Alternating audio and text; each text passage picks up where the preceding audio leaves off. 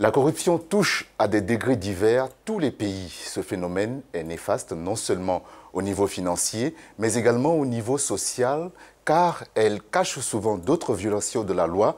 De plus, face aux différents scandales qui ont éclaté ces dernières années, la corruption réduit la confiance des citoyens envers les organisations. Aux côtés des gouvernants qui luttent contre ce fléau, il y a des citoyens qui proposent des idées grâce aux nouvelles technologies. On n'a pas besoin d'être riche ou puissant pour combattre la corruption. Au Bénin, par exemple, un groupe de jeunes a mis sur pied une application pour lutter contre le fléau Anticorps. Le mot est une abréviation qui veut intégralement dire anticorruption.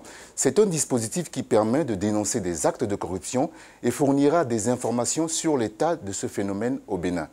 4 grandes étapes sont nécessaires pour démasquer les corrompus: la géolocalisation, la confirmation de l'acte de corruption, explication ou photo, puis la note de satisfaction. C'est un outil que l'on peut télécharger sur les téléphones portables et tout autre terminal. En gros, un outil qui permet de faire des dénonciations telles que nous l'explique Roland Alavo, qui est membre de l'équipe de concept de l'application Anticorps. On l'écoute. Anticorps, c'est cette application qui lutte contre la corruption sur 3 volets. Le premier volet, c'est l'information. L'information en donnant aux utilisateurs d'avoir des informations sur ce que c'est que la loi anticorruption au Bénin. Le deuxième volet, c'est la dénonciation. La dénonciation en mettant à la disposition des utilisateurs le numéro vert de l'autorité de lutte contre la corruption au Bénin et qu'ils peuvent appeler donc et soumettre leur plainte. Sur la base des réactions qu'ont reçues sa plainte, nous classons les entreprises top corrompues du mois. Le classement de ces entreprises est fait pour viser 2 objectifs. L'objectif premier, c'est déjà blesser l'amour-propre des autorités de ces entreprises-là pour les amener à motiver leurs agents, à punir si nécessaire leurs agents pour que les faits de corruption soient minimisés au Bénin. Et ensuite, de remonter ces entreprises top corrompues au niveau de l'autorité, de façon à ce que, oui, ces entreprises-là soient approchées, qu'on essaye de comprendre ce qui se passe dans ces entreprises. Si Anticorps aide à dénoncer les faits de corruption, une autre application s'est donné une mission d'intérêt public d'agir pour prévenir les faits de corruption.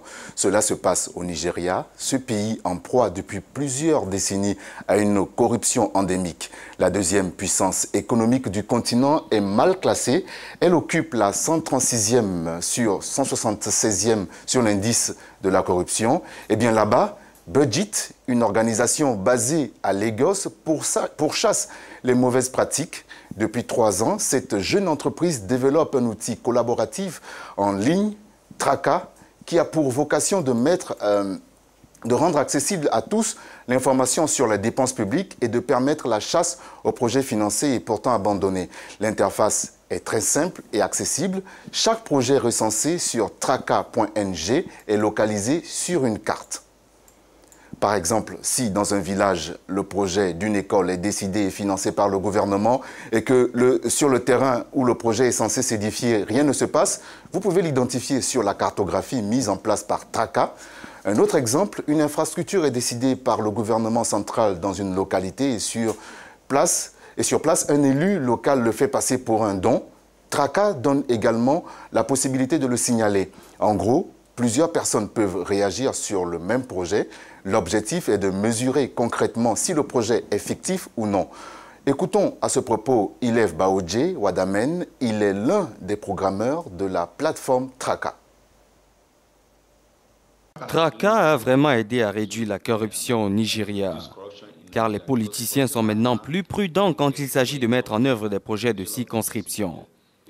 Ils savent que les citoyens sont maintenant au courant du projet, parce que nous mettons les données à la disposition des résidents et les gens appellent maintenant leurs élus pour poser des questions sur les projets dans leur communauté. Une histoire récente nous est arrivée dans l'état de Kogi. En 2016, il y avait un projet de construction de route pour 60 millions de naira. Cette même route n'a pas été construite, mais en 2017, le projet a été repris. Nous avons donc engagé la communauté et les avons informés du projet. À l'heure où je vous parle, ce projet est en cours. Je pense que Traka a réduit la corruption. Sans le plaidoyer que nous avons fait sur cette voie, 40 millions de naira supplémentaires auraient été dépensés pour ce même projet routier. Moins d'interaction de l'homme dans la délivrance des services publics et privés pour réduire la corruption. Plusieurs pays s'appuient ainsi sur la technologie en déployant des infrastructures de communication pour favoriser la généralisation des services électroniques depuis la déclaration d'impôts en ligne jusqu'aux ordonnances médicales. Le Rwanda commence à se tailler une certaine réputation dans le domaine. Fin de cette chronique que j'ai eu le plaisir de vous présenter. Je suis Serge Kofi.